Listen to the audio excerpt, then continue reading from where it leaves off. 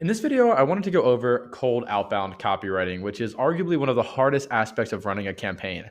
The rest of the elements are pretty technical and take some degree of intuition, but not that hard to do. But the actual copywriting itself can be quite difficult. So let's go over what the copywriting is, what it can be used for, and how to do it effectively.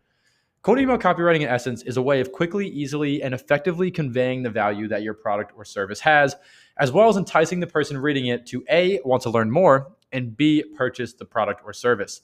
It's key in cold email that not a word is wasted. Every sentence should serve an incredibly strong purpose. And a lot of companies get this wrong. They try to go in a long winded spiel about their offering. They try to talk about their inception story, their founder's background, the 10 different value propositions they have. You get the point. And people reading emails don't want this. They want something simple, to the point, and actionable. Think about when you get an email. Do you really want to read an entire essay about a product or service that you never even heard of? Probably not. So people really want something simple, actionable, and to the point. And you should approach copywriting from a psychological perspective. So here are a few components that I constantly keep in mind when I'm doing cold outbound copywriting. The first thing, people don't care about your product as much as you think they do. They just don't. However, you care about your product, maybe divide that by 100, and they still probably don't even care about it that much because they don't know what your product is. They don't know what it does. So the thought that they're going to read a 2-page paper, wasting their very precious time on your product is, I'd say, wishful thinking. Also, people respond to sales emails with emotion. There is, of course, a logical element to it, which is why desperate emails don't work. And nor do emails that sell a product or service that isn't valuable. However, the problem statement and your resolution to that problem statement should invoke an emotional response, either relief, slight worry or discomfort that the problem statement is that worrying that you've called out about them, relief that the product is incredible and it's finally going to solve a problem, or general trust in what you're saying due to the natural flow and cadence of your email. This last one is probably the most important, but also the most intangible. So let's think of these two sentences. The first one, Patrick, I saw your company recently raised a round, but have not improved a sales function yet. We can fix that. All right. The second one, hey, Patrick, congrats on the round. Super exciting. Notice you haven't been hiring sales executives since the raise. Any reason why? Now, I'm not even saying one of these is better, but they convey very different tones. And it's important to understand the tone of your email. You invoke emotion with tone, in short. So people have pretty short attention spans. Even if they cared a lot about your product, they might not read a 3-page email on it. And even if they do, they'll forget most of it by the time you're on the sales call. So keep in mind, copywriting is an art. It involves emotion and it involves the ability to convey ideas clearly. All right, so with that in mind, let's go to brainstorming the copy. Before ever writing cold email copy, you should think about it deeply. Otherwise, even if you have good first principles, you won't apply those principles to the right value prop, offer, etc., and the whole thing isn't worth it. So some things to think about when you're going to write your first cold email copy. Firstly, who are you targeting in this campaign? What is the main value add of your product or service to the people that you're targeting? What are some residual or other value adds to your offering that are notable enough to potentially be mentioned in an email? What is your call to action? What are you trying to get somebody you're reaching out to do? What sort of things can you offer in exchange for your call to action? And what is the kind of tone that your target audience would be the most receptive to? I'd recommend writing some of these things down and thinking on them for a while. And once you've done that, let's move on to a couple frameworks. If there is only one thing I could convey to the prospect in order to close them, what would it be? What is the second best thing or value prop I have if the prospect wasn't interested in the first value prop? What is the best possible offer I can make to the prospect to convert them to my product or service without losing money or considering the interaction a waste of time? What is the most relevant thing that I can say to them to get their attention in a first line? Write all of these down because they will guide you heavily through the copywriting process. So once you've thought about all of these frameworks and ideas from a high level, it's time to write your first sales email. So I'm going to go through and break down the different elements of a sales email, and then I'm going to demonstrate to you an example of those principles being put into action. So the following structure is the one I use for almost every email one I write, that being the first email you're sending in an email sequence. The first thing is the intro line. This is arguably, I'd say, second most important line in your email, and we'll get to the most important one later. But the intro line should ideally get somebody's attention and get them to keep reading. Most spam emails get this completely wrong. And I'm sure once you get them in your email inbox, you can immediately tell whether you actually want to read them or not. So the way to make your intro line catchy is ideally have it personalized, and it should be relevant to the problem that you're eventually pitching. For example, I saw your post about AI and thought this might be of interest to you, right? So make it seem like you've actually done your research on the person, and you have to bypass their mental gate of spam. Like when you read an email, what you're really doing subconsciously is determining whether the email is worth your time, and it will always be a waste of your time if it's a spam email. So people, when they read emails, think to themselves, is this a spam email? Like, am I reading a spam email? And they usually try to read that first sentence to determine whether there's anything actually relevant about them in the email. So personalize your intro line. The second sentence or section of a sales email is your problem statement. This is pretty much a guess as to the problem your company is facing based on the data that you've collected about them. So, for example, if a person is hiring an SDR, they likely need someone to help close more deals. That's why they're hiring a salesperson, is to close deals. This is a problem for them. So you could mention that in a problem statement. Another example is if somebody recently got hired for a role, they're likely trying to make a big splash at the company. So this is a big puzzle that they're trying to solve, and maybe your solution could assist them in boosting the metrics for whatever role that they were hired for. So moving on to the third thing, after your intro line and your problem statement, it is the value prop. So you've already addressed the problem that the prospect is likely facing.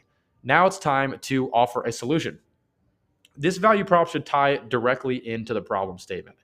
For example, if the problem of a dentist's office is that they're having negative Yelp reviews about rodents in the office, an exterminator should be providing a direct solution to that by saying, hey, all these Yelp reviews are saying you have rodents in your office. Do you want more Yelp reviews? Probably not. We can exterminate them, right? So the value prop should tie directly into that problem statement that you were talking about before. And I'm going to have one more thing before the most important sentence in your email, and it's a nice to have. It'd be great if you have it, and if you don't, it's okay. You can still get away with it, but it's obviously helpful. Social proof. Social proof is just a way of showing that you actually know what you're doing. Social proof is demonstrating that you've already gotten incredible results for whatever the thing you're doing is for other clients. So, for example, the Kiln helped VaynerMedia increase their operating efficiency on their recruiting team by 90%. That would be an incredible social proof to include into an email, especially if you're reaching out to people that have a similar firmographic profile to the company that you've helped out. If you have it, establishing a trust with a case study can make your copy even better. And bonus points if they have a notable name and are in the same industry as the company you're reaching out to. The final thing, and in my opinion, the most important thing to any cold email is the offer. The offer is, in my opinion, again, the most important element of a cold email, and the good offer can make the rest of the points that I just covered less important if you get this part right. There's a general framework you should be using and applying when you are thinking about what offer to use in your email. When writing an offer, I want you to think to yourself, how much can I profitably and reasonably give a prospect in exchange for a meeting or a purchase? How can I make this deal for them as sweet as humanly possible? The idea should be once a prospect reads your email, they think, why on earth would I not respond to this call to action? So a really extreme example of this, one that we would probably never do for any offer, is if you respond to this email and get on a call with me for 15 minutes, I will wire you $1 million right now. I want you to think about this for a second, because anybody reading that email who doesn't think you're a spammer would never in their lives ignore it, right? Like, it is an incredible offer. Of course, this is an exaggeration, but the point is you should make your offer as close to something like that as humanly possible. Because if you can give them something that is pretty much a no-brainer, like, of course I'm going to respond to this email. It has such an incredible, incentive to me if I do it, you'll get way more positive responses than just, hey, any thoughts? Or like, hey, are you interested? So something to keep in mind. And the offer should also be relevant to your value prop, right? So back to the dentist example. Doing a free in-person audit of the problem would be valuable to the person. So if this dentist office is having problems with rodents, going in there and figuring out where the rodents are, telling them how you're going to address the rodent problem, and then maybe even killing a rodent or two would probably be pretty enticing offer to this dentist office. So make it so enticing in your offer that unless you're a scam, it would be foolish for the person facing your problem to say no. Some quick other points about a cold email structure, just to generally think about, is keep it under 100 words. The shorter the better. 100 words is generally what I would say is the threshold for what I like to keep my emails under. And keep the text really simple. So don't use a bunch of jargon or buzzwords. And a lot of companies get this wrong, especially ones that sell to enterprise companies. They think to themselves, I'm going to use a bunch of buzzwords and corporate jargon, and it's going to impress the prospect because they're going to think to themselves, wow, this company knows what they're talking about using all these buzzwords. However, it's actually the exact opposite. Like when a company reaches out to me, and I'm assuming this is the case for pretty much anybody, and data would support this, saying, we take strong initiative action on company goals and we provide feedback to drive forward. When you're not saying anything, people don't want to respond. So keep your text simple. Ideally, a fifth grader can read it and understand it, and it's just very straightforward, to the point. Using corporate jargon generally doesn't bode well for any offer. So that's a quick intro on like generally how you should structure your first email. And we're going to use very similar thoughts processes as a whole for our follow-ups, which we're going to go into now.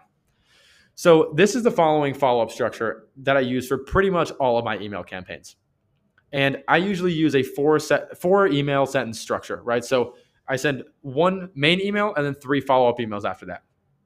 The second email is usually framing my value prop at a different angle. So it's a second attempt at getting their attention. They didn't respond to your first email if you're sending a second one, right? So it obviously wasn't good enough. But in theory, if you used your best intro line, value prop, and offer in your first email, then there's not much you can do other than attack the problem from a different angle. So think about the second best value prop that you wrote down. And this will be the backbone for your email. Use the same principles applied to the first email, but for the new value prop. So for example, Clay is incredible for outbound initiatives, right? You can automate outbound initiatives really well with Clay. You can send personalized emails at scale. But if you sent an email saying that already and they didn't respond, then maybe you say, hey, Clay's also incredible for CRM enrichment. You want to update the contacts in your CRM, then use Clay to do that. So pretty much in theory, the second email should be used to attack the value prop from a different angle. The third email is used to make your offer even better. So I know that in theory, you already used your best offer, but it's time to grit your teeth and offer even more value.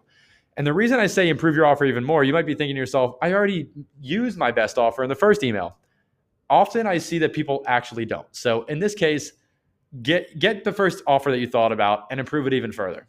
So everyone kind of shorts themselves by saying, oh, this is my best offer. But in theory, you can probably offer even more, especially in the beginning of your company, in order to get somebody on the phone. So anyway, pretty much the third email is sweetening the offer, reframing the initial value prop that I pitched in the first email, and pretty much sending, let's say, a reiteration of what you're saying before, but with a sweeter offer. And I'm going to go into an example of this, of course, right after this section. The fourth email should ask if there's someone better at the company to reach out to about your solution. This is pretty self-explanatory, right? If there's decision maker has not responded to your first 3 emails, then maybe it's just not the right person at the company to be reaching out to. So this fourth email is kind of a breakup, just saying, hey, is there anybody else at your company, that you can reach out to and potentially forward this message on to? All right, so right before going into our example copy, I want to talk about one more big element of email. And I'm sure you've seen this a ton if you follow the email space at all, because it's kind of all the rage right now. Personalization. Personalization is a key function to your outbound because it provides that touch of emotion that cannot be invoked by a pre-written email. So it provides significantly more relevance to the prospect if you can personalize your email right. And it can add a ton of value if you can do it right as well. So some personalization that you should always use off the bat, no matter what email you're sending, is the person's first name and the person's company name. Those are very, very base level personalizations, but I would say across the board, you should always be using at least those 2 things. However, I would usually recommend you use more personalization than that. If your offer is incredible, if you're giving away $1 million, you don't really need much more personalization than that. But if your offer is more commoditized, if you're in a more saturated space, if you don't have any main differentiators, personalization is kind of what carries you to the end zone. So I would say that, if your offer if it's super commoditized, if there's not much you can offer somebody in exchange for a call, then you're going to want to make your personalization a lot stronger. And the main key for personalization, because of course it's a buzzword that's thrown around quite a bit, is you want to make your personalization actually relevant to the value prop that you're pitching to somebody, right? You don't want to just say, hey, saw you went to Duke, go Blue Devils, right? Because it's likely not really that enticing. People kind of see through that. It seems disingenuous when you're reaching out to them. So you want to make the offer a lot more enticing, or let's say the personalization a lot more enticing and a lot more tied to your value prop than what it would be. So here's an example. Let's say you're running an agency that implements Clay for other companies. A good personalization would be, hey, saw that you have 24 SDRs at your company and 30 more SDR job openings. Figured you might be interested in a way to make your SDRs even more effective without hiring anymore. So you're saying, hey, I have this data point about you, so I know you're facing this problem, and I figured you might be interested in a way to solve that problem, and I know you're experiencing that problem, right? So it's immediately adding context to the email that allows it to be more valuable for the person reading it. And you don't just have to use it in an intro line either. So one of my favorite go-tos for personalization, that shout out to Eric Nowoslowski for, giving me this, idea and framework, is to have AI generate a bulleted list of ideas on how your product can improve theirs, right? Because it's likely that whatever product or service you're selling improves a company's day-to-day for different reasons. So having AI and feeding it, maybe let's say a company's description and then a company's description of what you do, and having it generate those bullet points can be an awesome value add, literally for free. So anyway, highly recommend using personalization as a whole. Use as much of it as you can while staying profitable running your outbound campaigns. And remember, the goal with personalization is to get the prospect closer to wanting to act upon that call to action. So all personalization should go through the filter of, will this get somebody closer to wanting to get on a meeting with me or buy my product or ask to learn more? All right, so that is a general structure of how to run outbound copy. But now I'm going to go through an example copy and show you what that looks like. All right, so what is in front of us is one of the campaigns that I wrote that follows all of the principles that I was outlining in the aforementioned copywriting guide. So as you can see here, I titled this Corporate Gifting Campaign 1. And as some general background, what this campaign is doing is I'm reaching out on behalf of a plant store. This plant store provides companies gifts in the form of plants to either their employees, their shareholders, their customers, whoever they want to gift plants to. And so we were reaching out to companies saying, hey, do you want to give plants to people at your company? So you can see here, we define our ICP as companies in the US with 50 plus employees in tech, have raised a round, and our whole plan was to export 500 companies that either are hiring or have headcount growth. Our job titles are all of the, I'd say, generic job titles you would think about: CHRO, head of HR, all the people that would probably be interested in buying gifts for their employees. You're not going to want to reach out to the CFO for this. It's probably not going to happen. So here are the personalizations. I'm going to go into those as I go through the copy. You can see here it is a 4-email structure, just as I mentioned, and you can see it's not very long. Even if you combine all 4 of these messages, it's still not a very long sequence. And we'll go into it now. So first email, hey, first name, personalization line. So this personalization line, if we go up here, is a line that is custom based on the intent signal that the company is showing us. So for example, if the company is hiring, we're going to say, just saw company names open jobs. Have you considered a way to welcome new team members in a way that reflects company name's brand? If the company's raised funds, we're going to say, congrats on the recent round. Figured that with new team members comes an opportunity to welcome them to company name in a unique way.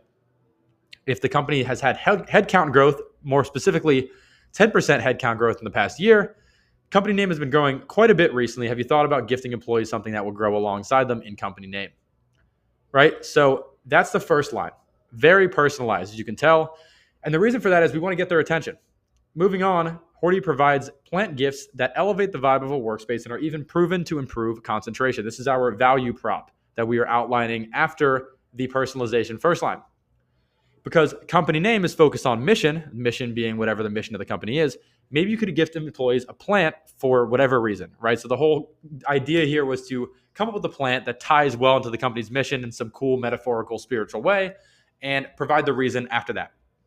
And then any interest in a free plant consultation for company name. So our offer is saying, hey, we'll give you a whole consultation as to exactly what plants you should put into your office. Next email was checking out company name's LinkedIn and noticed that you're located in location. Thought your team might want some beautiful plants in the office to match the style of whatever the location is, nature, such as, and then a couple plant suggestions as to plants that the company provides that match the nature of the location. So for example, if we were reaching out to people in Arizona, we'd probably recommend cacti. we're reaching out to people in Maine, it'd probably be more heavy forest trees. Apologies for not being super fluent on plants, but you get the point. Horty provides plants to companies like company names so you can gift employees with a companion to grow with them while in their role. So we have a new value prop, right? We want plants to match the style of the company's location's nature, and also almost like a metaphorical value prop of saying, hey, your employees are going to grow with the plants that they've been gifted. Google and Verizon are customers. Any interest in joining them to make your employees' workspaces more beautiful? So we're doing a little bit of a social proof here, as you can see. Email 3. Figured that while a company name team is locked in on mission, you want to be surrounded by more greenery to keep you refreshed. Plants can keep the air in your workspace cleaner while also improving concentration by more than 19% simply from their presence. Any interest in a free plant consultation? So, frankly, because I already offered a free plant consultation in the first email, what I should have done is say, any interest in a free plant consultation and 10 free plants for your executives over at company name. There we go. Better offer. If there's and then the email at the end, very simple. Is there anybody else that would be better to talk to about a plant gifting program at your company's name? So that is a general idea of the sort of emails I would be sending using the principles that are followed in the aforementioned guide. All right, so now that we've gone through some of the principles on writing effective cold email copy, we're going to go more on the technical end and show you how to actually implement this copy and create these personalizations at scale for any of your lead lists that you're reaching out to.